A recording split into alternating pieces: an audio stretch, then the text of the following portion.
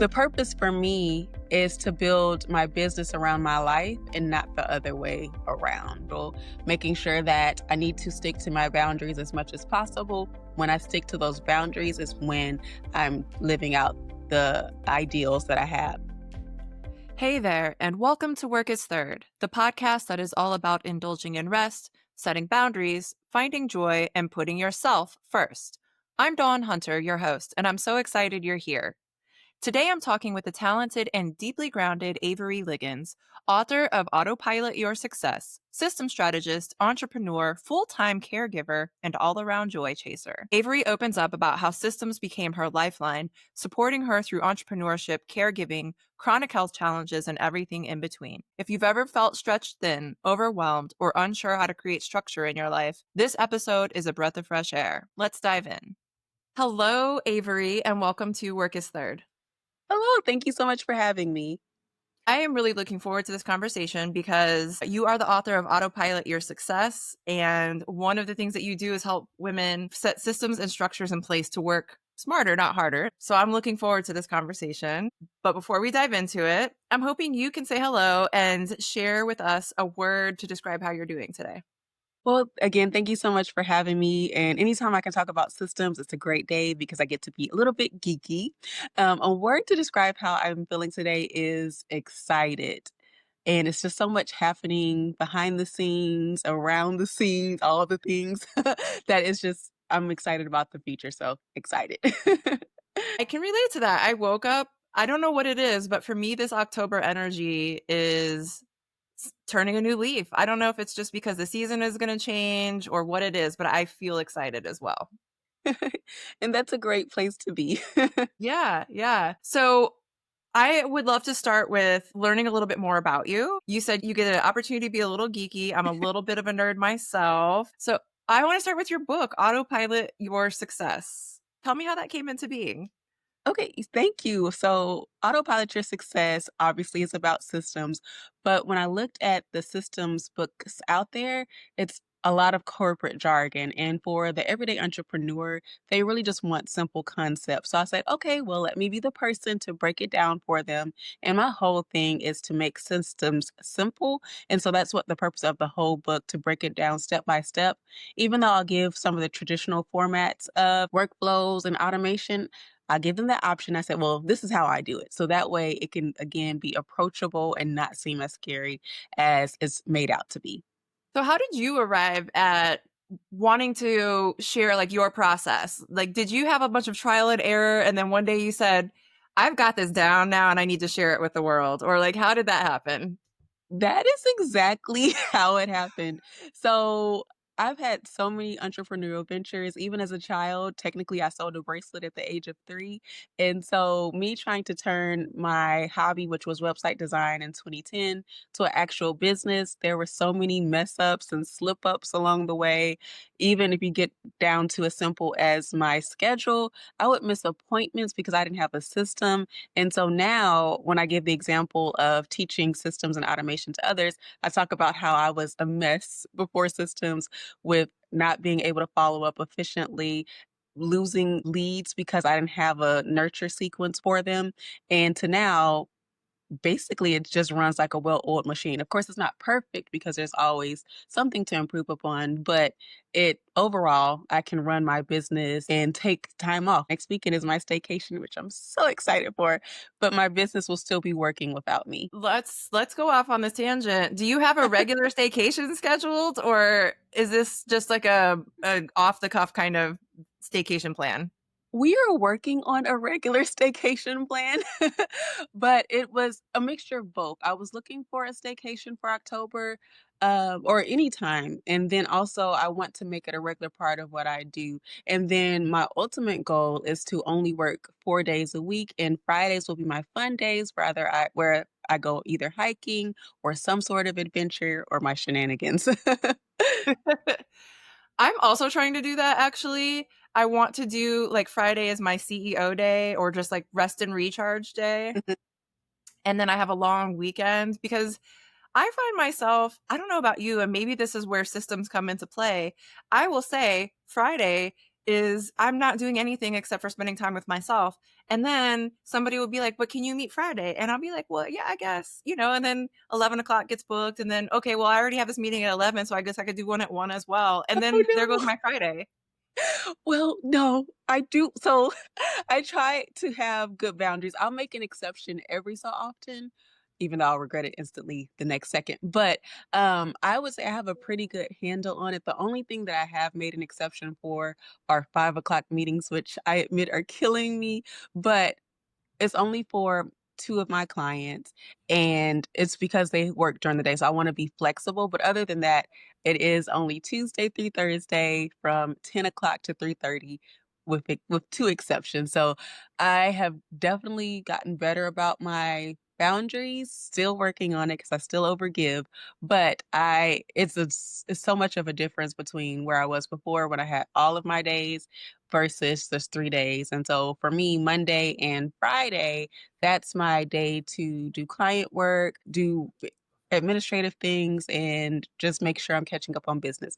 Now, it's not always a perfect week. Of course, we're entrepreneurs, so things change, but it's pretty much for the most part set. And then I will sometimes find that I have no meeting days at all. And I'm like, okay, well, I can just take this day off and relax or have time to take a nap. This is my dream as well. So I just actually went through this whole exercise Mhm, of like writing out what my current schedule looks like and then writing out what my ideal schedule looks like. mhm. Now, the funny thing is, I have done this exercise several times over the past 2 years, and I always am like, "Oh, I want my day to look like this. This is ideal for sure."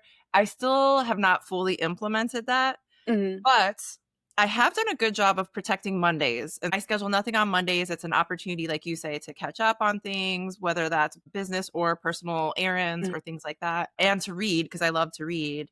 And mhm, now I'm trying to make Fridays part of that equation so that, mhm, like you, the bulk of my being on time is mhm. Tuesday, Wednesday, Thursday.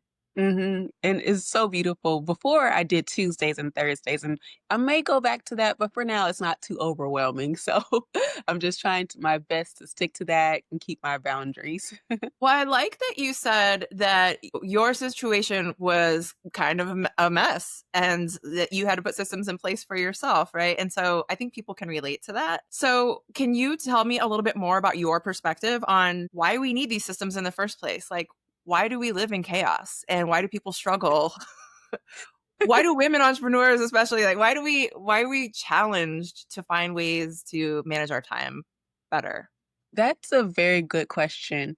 When we think about business, we talk about the branding, the logos, the colors, but systems are usually the last thing we think about until we need them. And so, what I like to say is if it's day one of your business, that's the perfect time to start your systems because as you are going through your day-to-day business activities, that's when you can write down what does it take to fulfill this process, and then you can start to think about how can I automate this. For example, lead generation. A lot of my clients, I work with them to set up their ebook, their automated course, quiz, something else because they are manually chasing leads. Now that can save maybe 5 to 10 hours a week by having an opt-in or even doing reverse pitching, which is where you are looking at leads maybe on LinkedIn or companies and you're sending them your lead magnet. So still that can be automated and then you can just check on the system. So simple things like that can make a big difference in a day and free up your time. The wheels in my mind are turning right now about all the ways that we need to have systems in place. And in fact, in the last couple of days, I would say I had this realization. Mhm, I've worked in leadership positions in organizations. I've been responsible for like strategic planning and implementation, accreditation work, and things like that. And in my own business, I don't have a strategic plan. Like I have a plan, sort right. of, but it's definitely not the same as when I was working for an organization. And I just had this realization that I need to also do that for myself. Mhm. I need to give myself that structure if it's going to work. Give yourself the capacity to grow. Mhm. It's true. So for not it's not just you. For some reason, when we come from corporate to our business, we don't think about what were we doing for someone else's organization that should also be in mine. And so with me, I've had so many different roles in nonprofits in government and in healthcare, and all of those skills are transferable. And that's really where I got my foundation for systems, even though some of it is, not the same, but at least the concept is there of making sure it's written down, making sure we have our processes documented. And then, even if you're not ready for a team, when it's time to get a team, you're not scrambling at the last minute to say, oh, I need to put something together to try to train this person. I feel like that is a conundrum that a lot of new business owners find themselves in. Hmm. Same thing with hiring help. I heard the same kind of advice that you say, like, put the systems in place before you need them, is hire help before you think you need help. You have to have the structure in order Hmm. to do the thing. It's true. And you mentioned a very good point. Put the systems in place before you need them.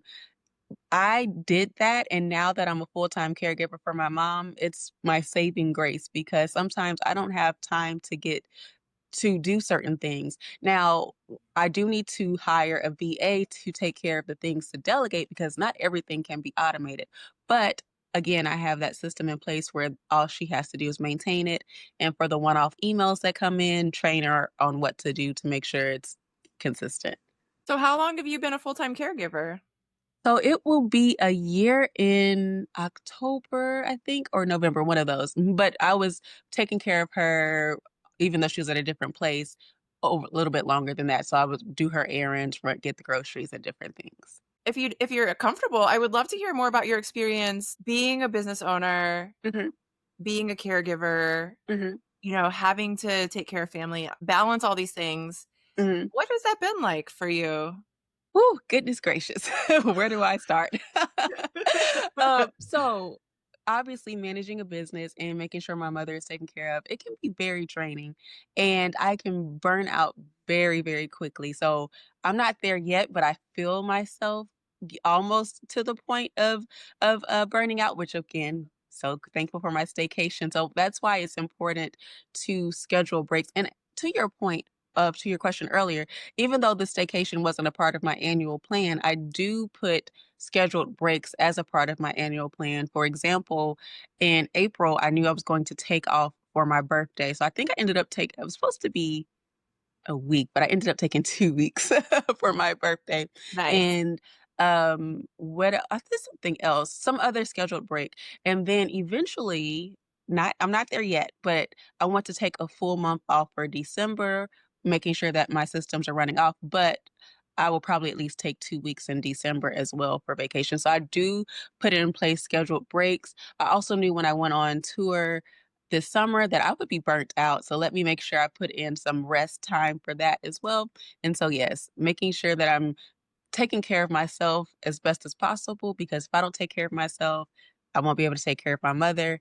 And another thing a lot of people don't know when looking at me is I have arthritis and an autoimmune disease. So I can get flare ups where, like last week, it came out of nowhere because it's under control. I'm not even on medicine, but last week I was just tired and I can sleep all day and still be tired during a flare up. So taking care of myself is really essential.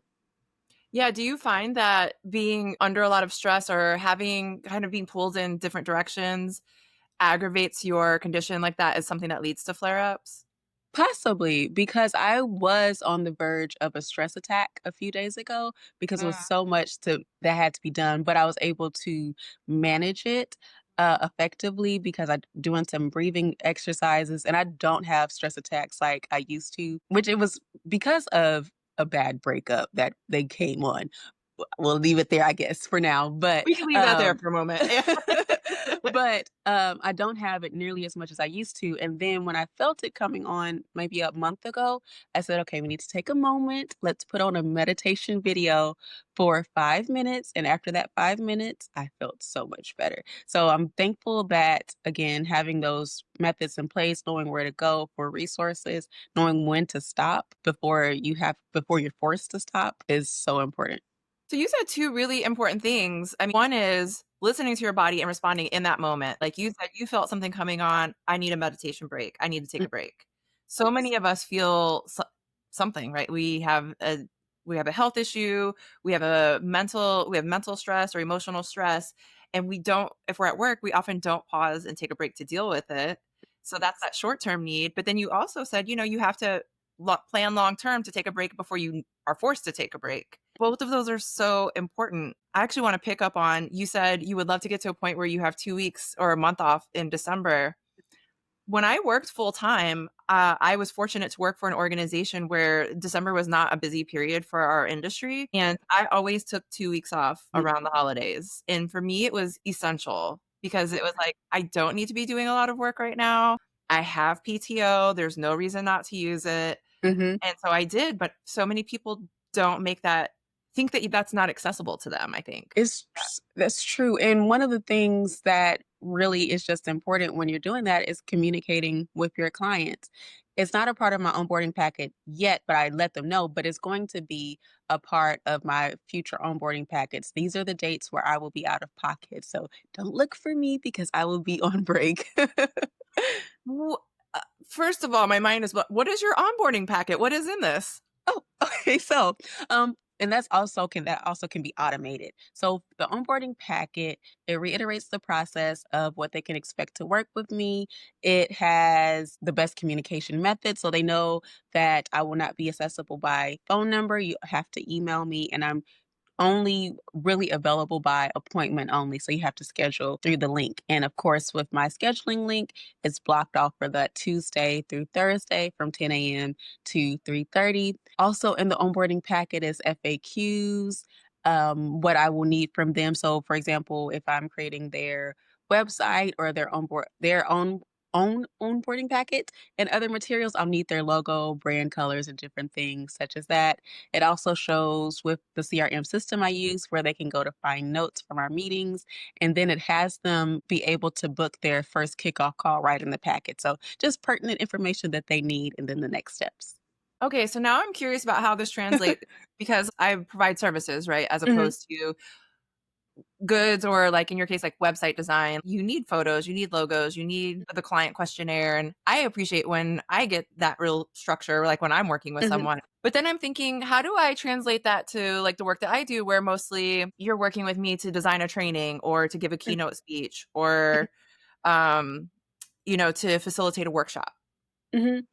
So with that, because I also do coaching, even though that's slightly different, but what you can do is if you haven't already done pre-qualifying questions, that could be just more information about the target audience. It could be a reiteration of the workshop you're teaching in your process. There's so many things that could be done. It also could be maybe they're selecting, I don't know if you're going to give a deliverable such as a worksheet or something, they could pick their worksheet or something for that. But that I could think through because I also do training, but yeah, that's what comes to mind first. I was just curious as you were talking about it because it's like, Mm, yeah, I work with my brand photographer or my web designer, I appreciated when there's like, here's a questionnaire, here's what we need, here's this folder that you will access. I'm like, great. Now I know what I need to do, and it's very clear. and one thing that came to mind is you could have your own media kit there, so if you hadn't sent your headshots and different things over already in your bio, it could be right there. This all makes sense. So let's go back to scheduling and time for yourself. S- Is there a way that you can, when you think about structures and systems and automations, how do we apply that to non-work things? Good question. How can we apply that to non-work things? Well, everything does require a system. So if you think about even your personal finances, that requires a system, even in the way you budget. So maybe you're budgeting for fun activities. What is the process for that? How much of a percentage are you putting away for those fun things? Because I had a great summer and I had to plan accordingly to make sure that I was getting in. Well, my whole philosophy was I was going to summer the summer like I've never summered before.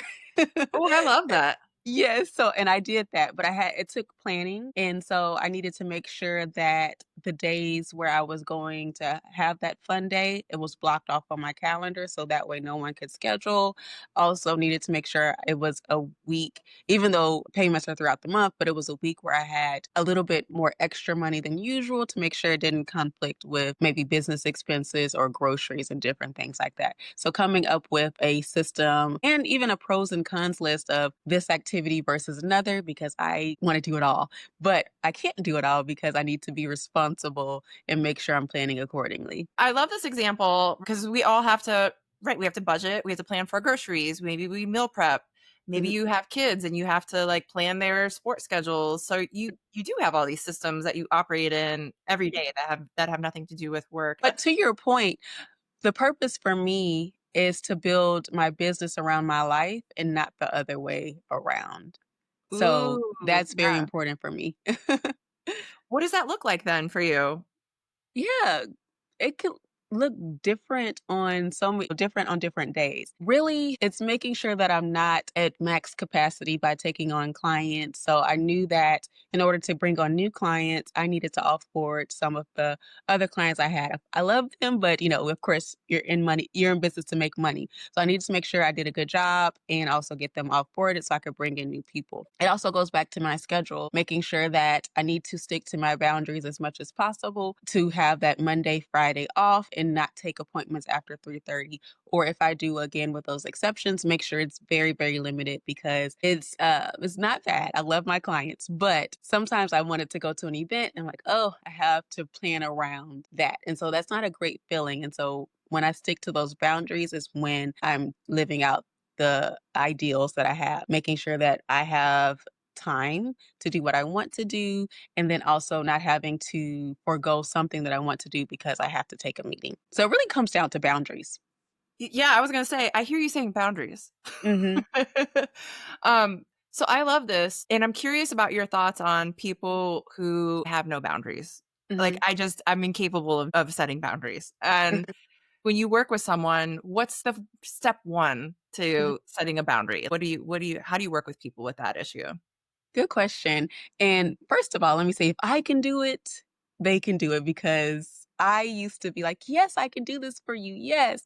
And then I ended up getting the short end of the stick. Or, sometimes I'm like, I really didn't want to do that. And so I think the first thing to know is that no is a complete sentence. You're not being selfish by prioritizing yourself first. You can't get anywhere in a car on E. So you have to take care of you first, and you can't pour from an empty cup. So keeping that in mind, just even if it's in little ways, taking it baby steps at a time, maybe saying, no, I'm not going to go to that event because I need to stay home, whether that's maybe doing some self care or you want to spend more time with family. Sometimes money isn't everything, even though, well, that might be strange to say. Sometimes peace and making sure you're not overextending yourself is more valuable. And trust me, I'm saying this from experience because I have been the one to overextend. Like, I have to get out to this event because I need more leads. But usually it comes out in the wash. And again, this is where systems come in place. I don't know about you, but I am not my best self when I am going to these events and I really want to be home. Hmm. I'm not giving 100%. Yes. Yes. Not at all. And the funny thing is, as much as I go to events, I am the queen of being a homebody. I love to stay home. I do too, and I was actually just joking with a friend about this. I was at an event, there were probably like 200 people there, and I found myself wanting to take breaks more and get away and like eat lunch by myself, and I Mhm. was like, "Man, I think I'm becoming an introvert a little bit." A little bit more introverted than anyone would think I am, I guess. Uh-huh. Right. I can relate to that. Setting boundaries, I 100% agree with you. Like, just say no. Mhm. Take care of yourself because you are not your best self when you're not taking care of yourself. And I believe Mhm. that wholeheartedly. And even though I think I'm very good at boundaries, I still struggle mostly with this saying no to people because I feel like I've got to do this event or I Mhm. really need to connect with these people on this potential project. Mhm. But I find that in saying no, people are always understanding. So the hang up is Yeah. in my own head. Mhm. Yeah, I've learned that too. And I think the reason why I was able to transition from overgiving and saying yes to a lot of things is because I messed up my own self by saying yes to opportunities where I should have said no. So I think it happened so many times. I'm like, okay, when are we going to learn this lesson and finally say no? And then another thing is because we have good old chat GPT these days, you can actually just talk to chat and say, well, what is the best way to say no to this opportunity, or give me the pros and cons to weigh this particular opportunity? Or even if it's family, as much as we love family, sometimes we need to say no to them because, well, my family hasn't drained me, but I know of situations where families drain others, or sometimes they just don't aren't supportive and they don't see the vision, and just even that negativity around your circle can just drain you as well. It can. I think people really do struggle to set boundaries in personal relationships in particular because there's so many feelings there, sense of obligation, sense of, duty, connection plays in, and it's hard because you feel that that's on you somehow, that how that relationship plays out. But sometimes you do have to say no to family. Sometimes you have to say no to yourself as well. Yes, yes, I have to reel myself in a lot. Okay, tell me an example of this where you have to reel yourself in. So, okay, going back to my shenanigans, there are so many things I want to try. And right now, I'm working on putting a cap on the things that I want to do for quarter 4. So I have it in my iPhone notes. These are the activities that we are going to put on the schedule for sure, and we're going to plan when we're going to pay for that accordingly. Now, what's going to get me in trouble, I just feel it, is gala season is coming up, and I love a good gown. So I'm trying to think about, okay, how many am I going to go to so the way I'm saving money, because I'm on this whole wealth building journey. And so my goal is to save, pay off debt, and build up the emergency fund. And that's where I know I will need to reel myself in because I want to try everything. I'm like a dog squirrel even over there, or experience, because I love experiences.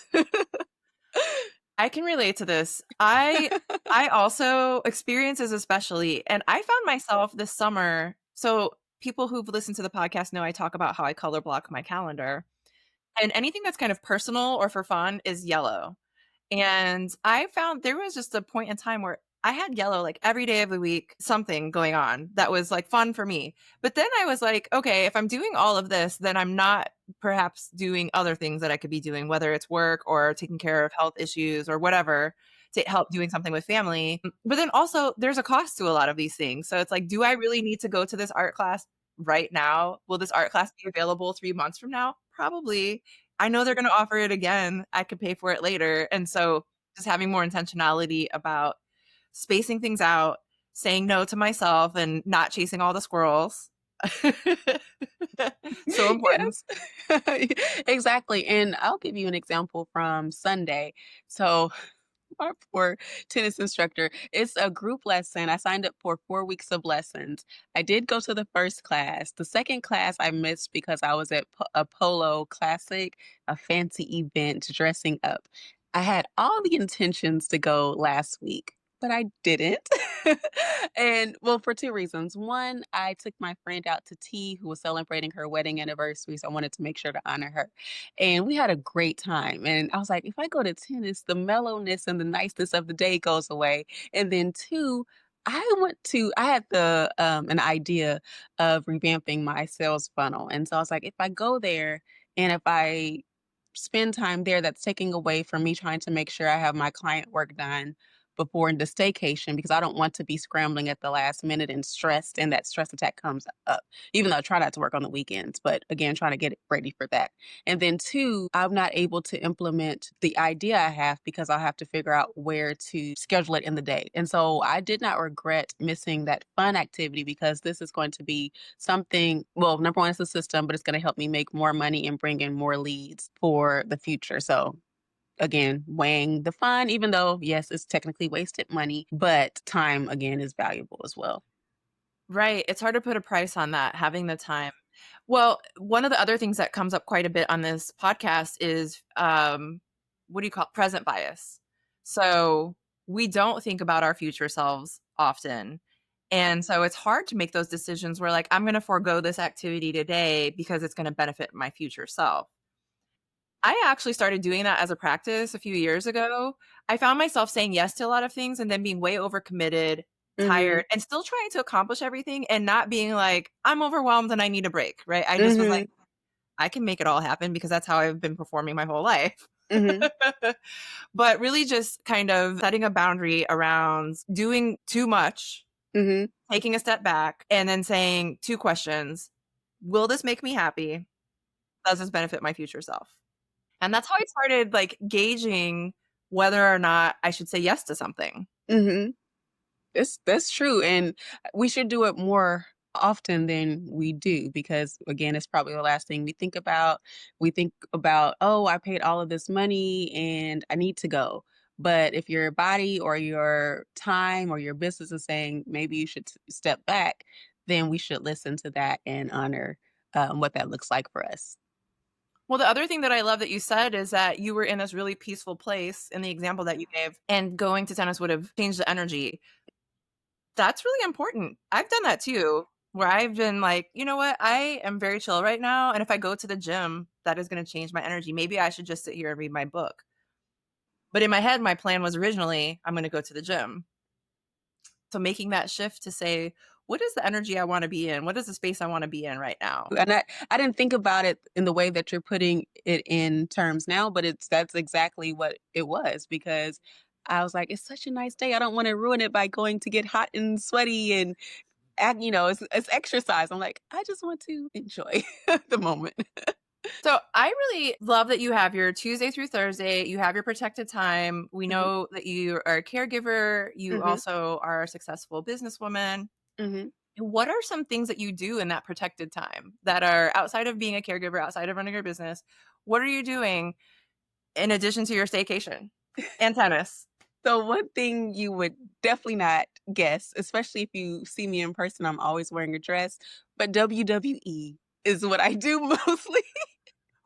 So every Monday and Friday at 7 p.m. or 8 p.m., I'm on the couch watching WWE.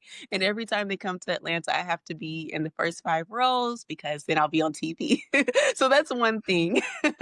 Number two, sleep. Yes, lots of sleep when I can.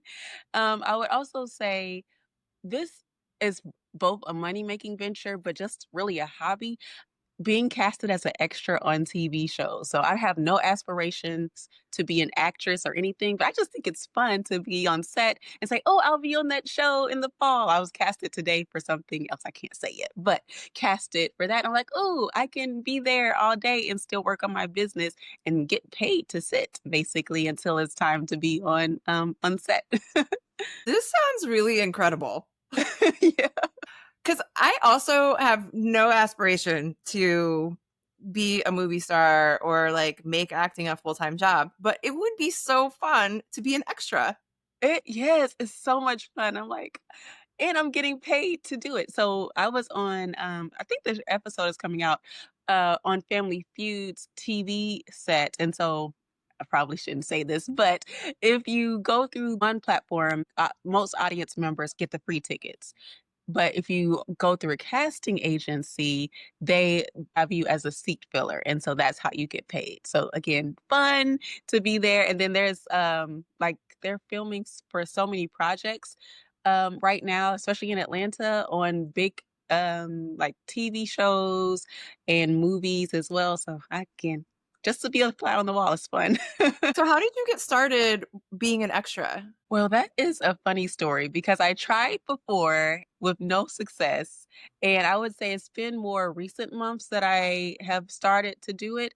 And what I'm learning is you need to always have some sort of picture every week because they want recent headshots, recent photos within 7 days. So I would miss a lot of opportunities because I wanted to put my makeup on or different, have it together because, make sure it's putting my best foot forward. So what I did for this particular opportunity that I'll film next week, when I took my friend to tea, of course I looked nice and the role that they want as a wedding guest, I was like, oh, my tea pictures are perfect. So right now I'm learning to leverage events and take pictures there for the 3 types of photos they want and make sure that it's just always ready so I don't have to get ready. It's a fun insight. I didn't realize that you have to have photos that recent Yeah, I would to have thought they wanted more professional, photos, but no, it's just they want clear photos. They wanna make sure that,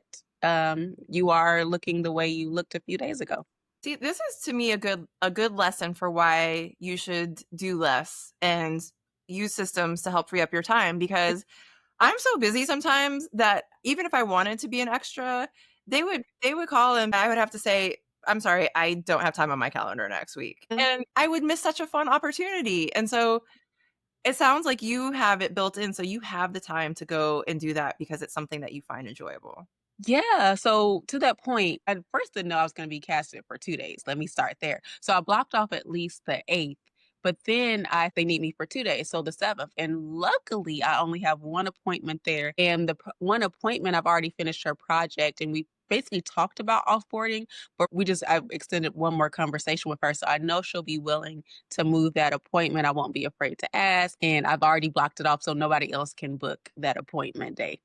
Okay, that makes sense, doing some future planning, even if it's shorter notice, but it sounds like also working with your clients. So one of the things I sometimes struggle with is asking people to make an adjustment, and it sounds like you can do that, like you do that, and that's partly a way that you can help to also free up time to do these other fun things.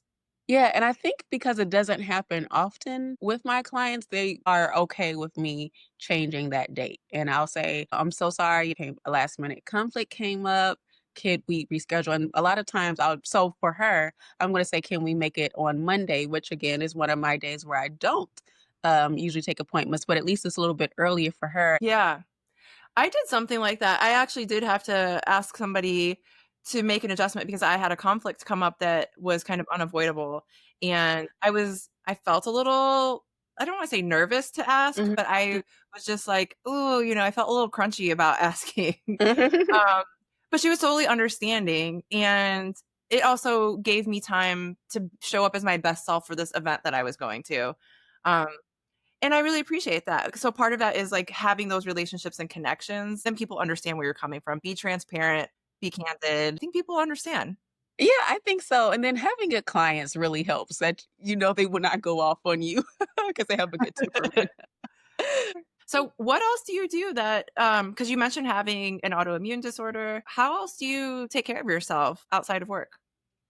So, I have done it, but I wanna get back to it, is hiking. I love nature. Again, even though I'm a girly girl, I love adventure, and so this fall, I plan on looking at, long list that I have for hiking, and then also driving to the Blue Ridge Mountains to take the train to see the foliage of fall, and, so little things like that, and sometimes it's just as simple as going to dinner, getting my nails done, even though some people would say that's not really, self-care, that's maintenance, but my chair massages me and they massage my feet, so I'm gonna say that's self-care because my feet hurt. Okay, wait though. I also love to get my nails done and I love to get a good foot massage, calf massage. I think about this a lot. I think in today's world where we are so connected, that sitting in a nail salon where you cannot be on your phone, where you are having to talk to the person who is working on your feet or your hands, where you have to be more present, to me that is self-care. It's one of the few settings that I'm in where I'm not distracted by anything. Right, exactly, and sometimes even though unsuccessfully, I'll take my book and have it there, and yes, I'm just relaxed, and they serve me a glass of wine or whatever I want, so I think it's self-care. I do the same thing. I take a book with me and then inevitably I find that I'm just sitting there and just chilling. Right, exactly. I get my latte or I get a glass of wine and I just chill out.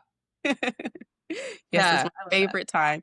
And another thing that I plan to do, I've had it before, but I want to start incorporating full days of self-care where I'm going to get a facial massage and knock out the nails and everything. So that's my next milestone, to have a day or maybe 2 if it's, not too much. If it's a lot on a day to get those things done.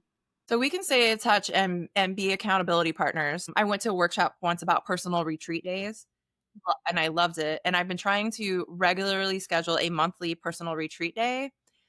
What I liked about this was that it was a day with intention where you were reflecting on the month, you're reflecting on the past month, but also what you want to set up for the next month, but you're also just doing something to take care of yourself. And it can be anything. So it can be I'm going to the spa or I'm going to get a facial, I'm going to get my nails done, but it could also be going for a hike Mhm, or taking a nice long nap or doing a staycation by yourself. And I really love that idea, but I was good about blocking it on my calendar, mhm. and then I kind of fell off, and now I'm like, "I wanna put it back in. I need to work it back in." We will definitely be accountability buddies for that. And then one thing I didn't mention, it's a mixture of self-care and maintenance. Making sure I'm exercising more regularly. A lot of people still think I'm in my 20s, which is great, but I'm not. And so things are starting to catch up with me. And so I have to make sure I exercise to keep my metabolism up and detox because this is probably, even though I still have some areas I want to tone up, this is the best I've looked in the past few years because I was looking at myself in the reflection of it. I was like, wait, is that me? My tummy looked flat. And so I was so proud of that. And it's due to exercise, just getting on YouTube and doing hip hop abs for 20 minutes and making sure I'm taking that time as much as it's a pain sometimes. Did you say hip hop abs? Yes, throwback. Oh my goodness, please share this link with me. I will, yes. I remembered it from childhood and they took it off YouTube and it's back. I was like, yes, because it works everything. And I don't curse, but sometimes I want to curse him out, but I love the results. I appreciate this because I've been looking for like different ab exercises to do. Just something that's not your typical I'm going to do sit-ups, I'm going to do dead bugs, I'm going to do, whatever. Like something that's just more interesting and Yeah, I'll say my playful top maybe. 3 faves. I have 3 different people.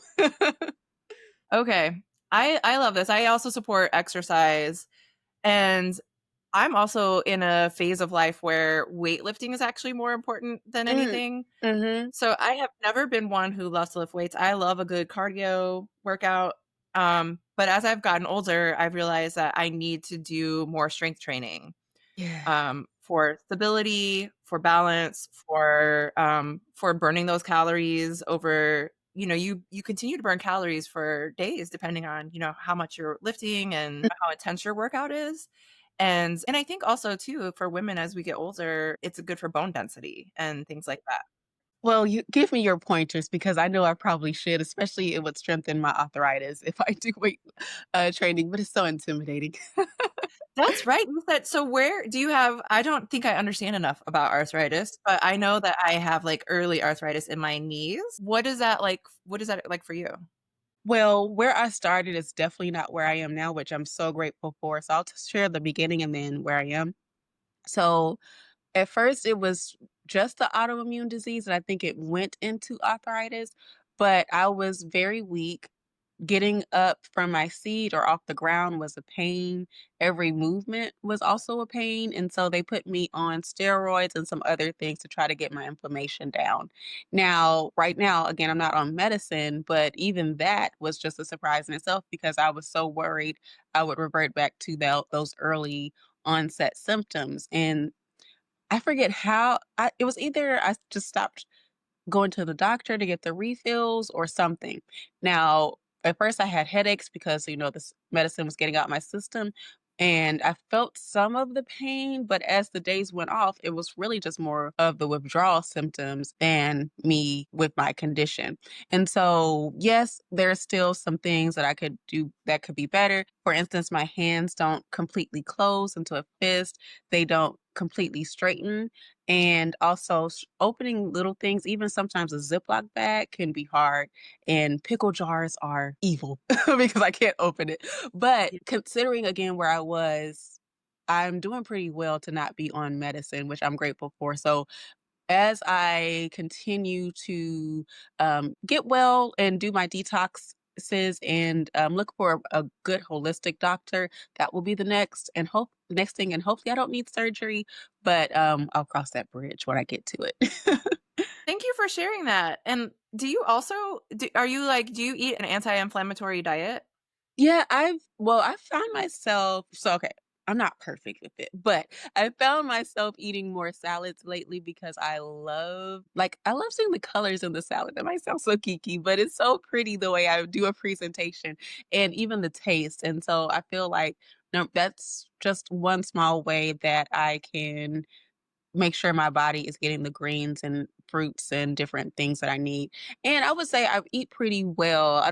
I'm not a fast food person per se or a big soda person now. Simply lemonade is my weakness, but I drink water for the most part. So I think overall it's not bad, but of course there's always room for improvement.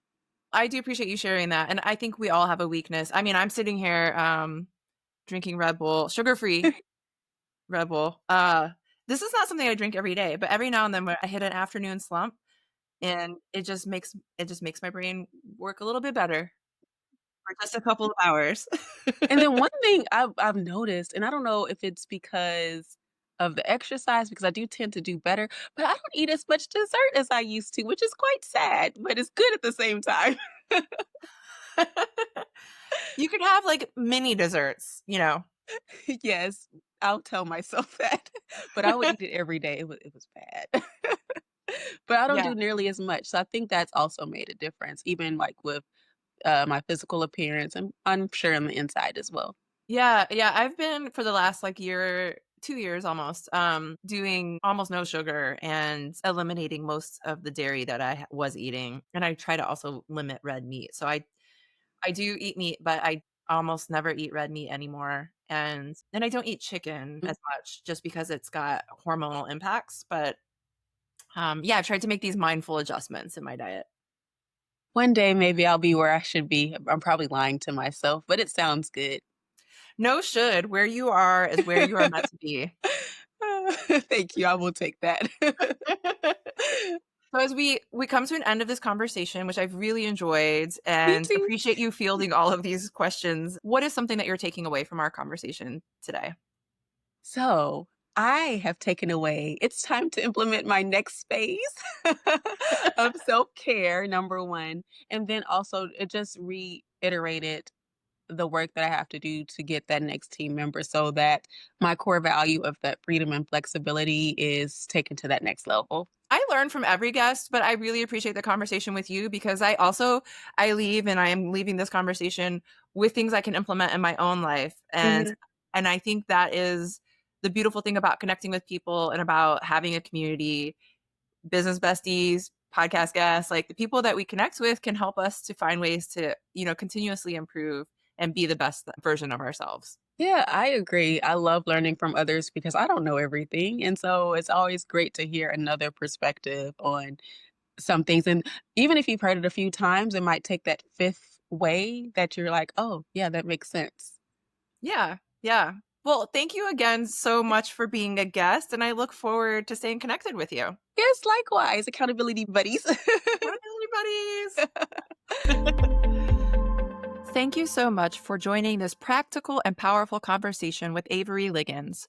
I love every moment of this episode, her honesty, her wisdom, and her practical approach to building systems that actually support your life. If this episode resonated with you, tap follow on your favorite listening app, please leave a review, and share it with a friend or colleague who could use a little more structure and a lot more joy. You can also stay connected by subscribing to the Joyful Rebellion for more insights on work, well being, and the boundaries that help us thrive. Until next time, put yourself first.